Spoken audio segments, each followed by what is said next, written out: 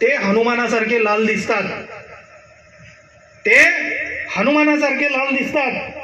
आणि इतकंच नाही तर काही इंग्रज अधिकाऱ्यांच्या ढुंगणामध्ये शेपटी सुद्धा आहे। आता हे लोक इंग्रजांच्या ढुंगणामध्ये त्यांच्या गुलामीचे संदर्भ शोधणारे त्या समाजाला राष्ट्रनिष्ठा शिकवतात ज्या समाजाच्या बापानं या देशाचं पहिलं राष्ट्रगीत लिहिलं होतं। शिट्ट्या वाजवायच्या नाहीत, नाहीतर मी भाषण बंद करीन। तर कुणी लिहिलं होतं? कौन, किसने लिखा था इस मुल्क का पहला राष्ट्रगीत? किसने कहा था कि ये मुल्क जो है ये मेरा है? किसने इस मुल्क के हुब्बुल वतनी का गीत पहली मर्तबा गाया था? रविंद्रनाथ टैगोर से पहले जिसने राष्ट्रगीत लिखा था उस शख्स का नाम अमीर खुसरो है। अमीर खुसरो ने इस मुल्क का पहला राष्ट्रगीत लिखा था। उस राष्ट्रगीत में देखिए अमीर खुसरो क्या कहते हैं। अमीर खुसरो अपने आप को तूती हिंद कहते थे। हिंद का तोता यानी हिंद की स्तुति गाने वाला तोता कहते थे अपने आप को। वो अमीर खुसरो अपने गीत में कहते हैं, अपने राष्ट्रगीत में कहते हैं, हस्त मेरा मौलिद व मावा वतन, हिंद मेरी जन्मभूमि मेरा देश है, किश्वर हिंद बहिश्ते बर जमीन अस्त, अगर दुनिया में कहीं स्वर्ग है तो वो भारत ही में है, भारत ही में है। इसके बाद अमीर खुसरो कहते हैं, दीज रसूल आमदा है कोई जमरा दीन, भारत पर प्रेम करना, भारत से प्यार करना मेरे मजहब का हिस्सा है, मेरे धर्म का एक भाग है, क्योंकि मेरे रसूल ने कहा है जिस मुल्क में तुम रहते हो उस मुल्क से मोहब्बत करो। इसके बाद अमीर खुसरो कहते हैं, गर वतन अज हिंद हासिले हूँ, बाज व फिरदोस शुदी मंजिले हूँ। अमीर खुसरो कहते हैं, हजारों साल एक माशूका अपने आशिक से बिछड़ने के बाद जब वो एक दूसरे से मिलते हैं और मिलने के बाद वो दोनों को जितनी खुशी होती है उतनी ही खुशी भारत के बाहर से भारत में वापस आने के बाद अमीर खुसरो को होती है। उसके बाद अमीर खुसरो कहते हैं, देखिए अमीर खुसरो क्या कहते हैं। अमीर खुसरो ने जो लिखा है वो इतना ज़बरदस्त है, आज हर चौराहे पे ये लिख कर लगाने की ज़रूरत है। अमीर खुसरो उस राष्ट्रगीत में कहते हैं, बरू शुद्ध दुई अज सरे तुर्क व हिंदू के हिंदुस्तान बा खुरासा यके खुद।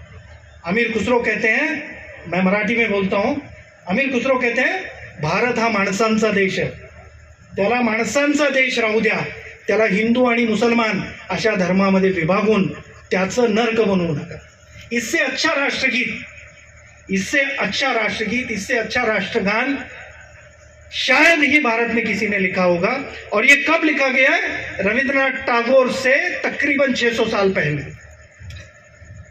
और जिस अमीर खुसरो ने ये राष्ट्रगान लिखा, राष्ट्रगीत लिखा, उस अमीर खुसरो की कौम को ये लोग जो अंग्रेजों की दलाली कर रहे थे, जो अंग्रेजों की दलाली के लिए अपने मजहब में से रेफरेंस तलाश रहे थे, वो लोग ये कह रहे हैं कि बताओ इस मुल्क से तुम्हारा रिश्ता क्या है। वो ये हिम्मत क्यों कर सकते हैं? वो ये क्यों पूछते हैं? वो ये सवाल करने की ताकत कहाँ से लाते हैं? वो ये सवाल क्यों करते हैं? क्योंकि उन्हें पता है कि जिस कौम में से मौलाना आज़ाद पैदा हुए थे, जिस कौम में से इकबाल पैदा हुए थे, जिस कौम में से इब्ने खल्दून पैदा हुए थे, उस कौम ने इल्म से नाता तोड़ दिया है। ये कौम हमसे फाइट ही नहीं कर सकती। और जब ये इनके अंदर कॉन्फिडेंस जागता है तो ये लोग किस तरह की हिस्ट्री लिखते हैं मुसलमानों की, किस तरह से मुसलमानों के ताल्लुक से बातें करते हैं, पता है आप लोगों को? टीपू सुल्तान की तारीख की तरफ आने से पहले मैं टीपू सुल्तान की तारीख या मुसलमानों की तारीख किस तरह से लिखी जाती है उसके 3-4 रेफरेंसेस आपके सामने रखता हूँ। पूना यूनिवर्सिटी के वाइस चांसलर मनमोहन सिंह के मुंह बोले बेटे प्रोफेसर डॉक्टर नरेंद्र जाधव, उनकी एक किताब है आमी आणि आमचा बाप, 150+ एडिशन निकल चुके हैं उस किताब के। उस किताब में जो महाराष्ट्र का कैम्ब्रिज कहा जाता है पूना यूनिवर्सिटी को, उस यूनिवर्सिटी का वाइस चांसलर, इंडिया का प्लानिंग कमीशन का मेंबर, वो लिखता है कि मैं जब इकबाल का सारे जहां से अच्छा तराना पढ़ता हूँ तो इकबाल की हुब्बुल वतनी को सलाम करने को दिल कहता है, मगर मेरे दिल में सवाल उस वक्त पैदा होता है जब यही इकबाल सारे जहां से अच्छा लिखने वाला पाकिस्तान चला जाता है।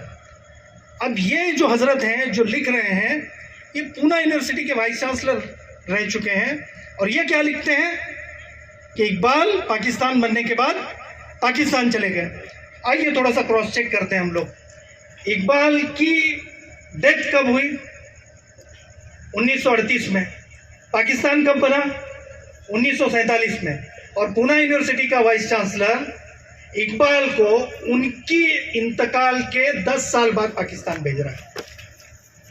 उनके इंतकाल के बाद 10 साल बाद पाकिस्तान भेज रहा है। वो क्यों भेज सकता है? क्योंकि उसको पता है मुसलमान जवाब नहीं देने वाला है। उसके अंदर एक अना पैदा हो गई है। वो जानता है कि मुसलमानों को इन चीज़ों से कोई लेना देना नहीं है। फिर हम लोग आगे बढ़ते हैं। फिर ये भाजपाइयों के सबसे प्यारे सावरकर की एक किताब है साहस सोनेरी पाने। सावरकर की किताब में सावरकर ने टीपू सुल्तान के ताल्लुक से बहुत ही गंदी गंदी बातें लिखी हुई हैं। और वो कहते हैं, सावरकर कहते हैं अपनी किताब में की टीपू सुलतान हा हिंदू प्रपीडक आणि क्रूर कर्मा होता, त्यानं लक्षावधीचा संकेत हिंदू स्त्रियांना पाठवलं वगैरह वगैरह। अब ये सारी चीज़ें जिस किताब में लिखी गई है साहस सोनेरी पाने में, उस किताब में सावरकर लिखते हैं कि मैं एक ईमेल लिखा और ईमेल में मेरे पहले BN पांडे ने भी ये रेफरेंस दिया हुआ है, उनकी किताब भी देख सकते हैं। उससे पहले मोहिबुल हसन साहब ने भी दिया हुआ है। तो हमने एक ईमेल लिखा, ईमेल लिखकर पूछा कि हमारे यहाँ पे सावरकर नाम के एक ऑथर हैं, एक मौलिक हैं, उन्होंने अपनी किताब में ऐसा ऐसा लिखा है और उन्होंने रेफरेंस दिया है कि मैंने जो कुछ लिखा हुआ है वो कर्नल माइल्स की किताब से लिखा हुआ है। और कर्नल माइल्स की किताब की एक कॉपी जो है, कर्नल माइल्स की किताब की कॉपी जो है ओरिजिनल, वो रखी हुई है इंडिया ऑफिस